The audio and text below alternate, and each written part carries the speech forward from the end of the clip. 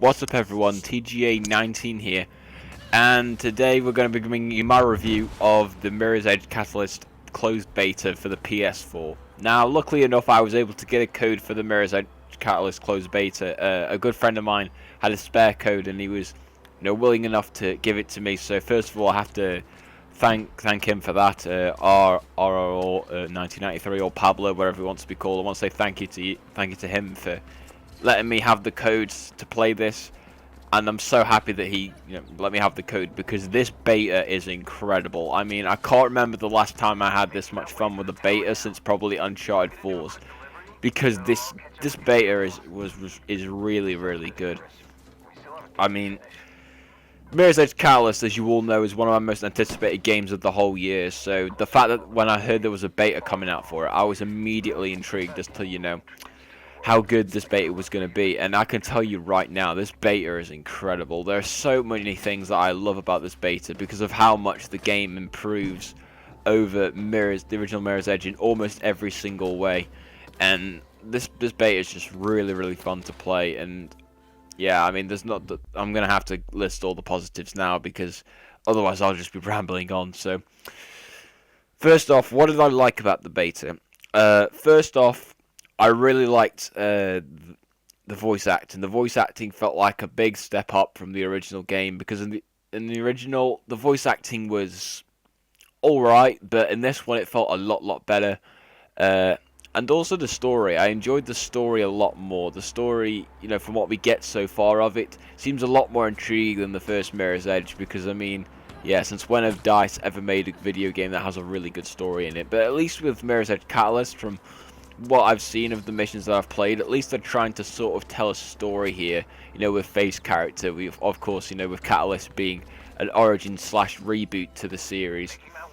And I like the fact of how you don't necessarily have to have played Mirror's Edge, the original Mirror's Edge, in order to actually understand the game's story or even the gameplay mechanics, because the game does a fairly good job of explaining to you how to get from point A to point B.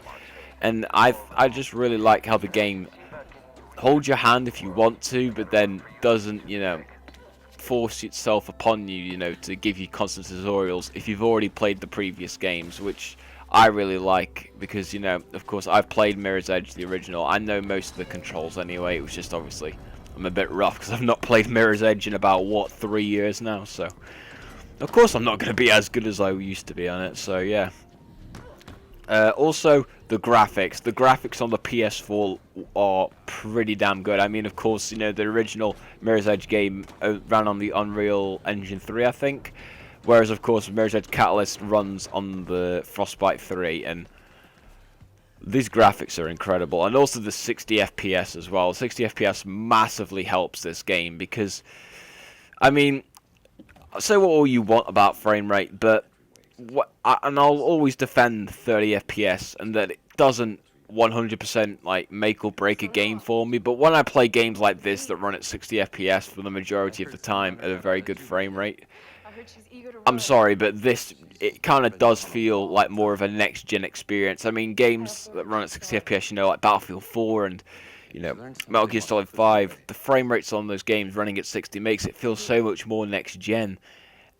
And yeah, I could still cope with 30 FPS, but I really do think that within the next couple of years, we need to start making games at 60 FPS, and that needs to become the bystander for console gaming, because 30 FPS, I'm sorry, but it's starting to get really old on me now.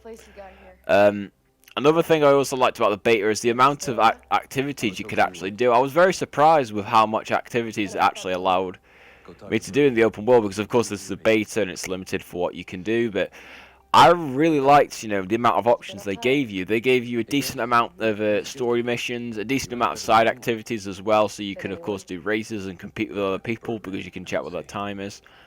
Bit upset that, of course, for the full game they have announced there's no multiplayer mode.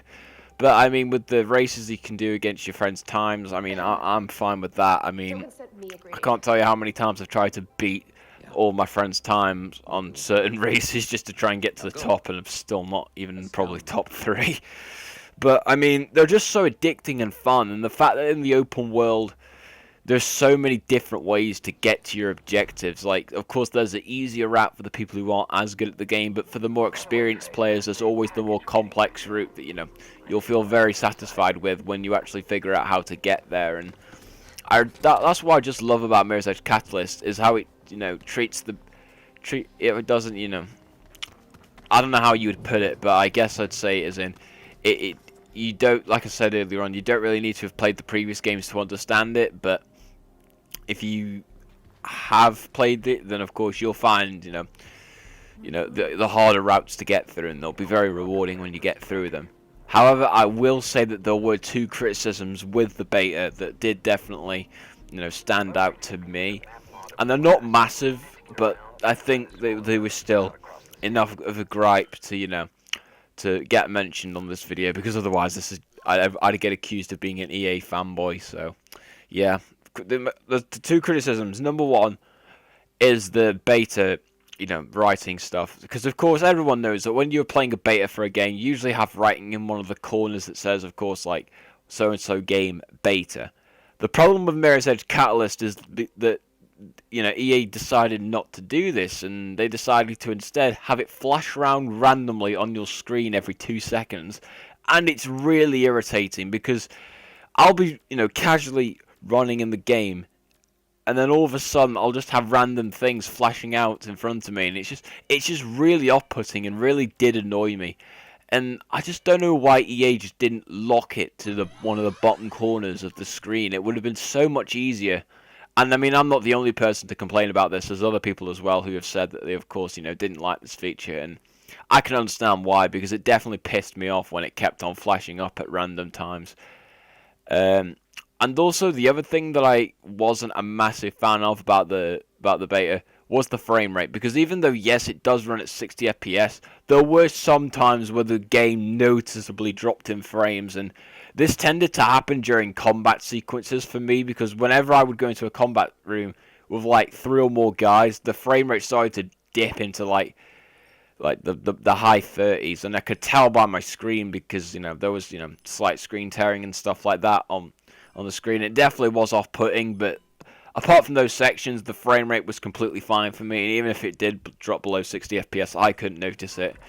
So yeah, they're really only two criticisms I have with the beta, because apart from that, it's an incredibly well done beta. I mean, it's done its job. I'm now more anticipated for Mirror's Edge Catalyst now than I was before playing the beta, and I can't wait now to, you know, go and play the game, because it's going to be epic. I'm going to try and play a bit more of the beta, of course, before it ends.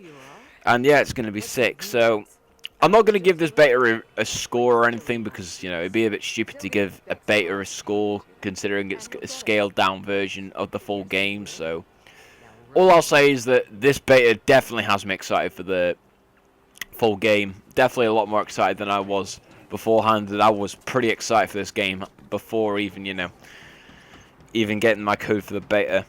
And yeah, I mean, if you have managed to get a code for this beta and you haven't put it into the console that you own, you need to do so, because this beta is incredible, and I guarantee you, if the full game's anything like this, it'll probably be a Game of the Year contender for me.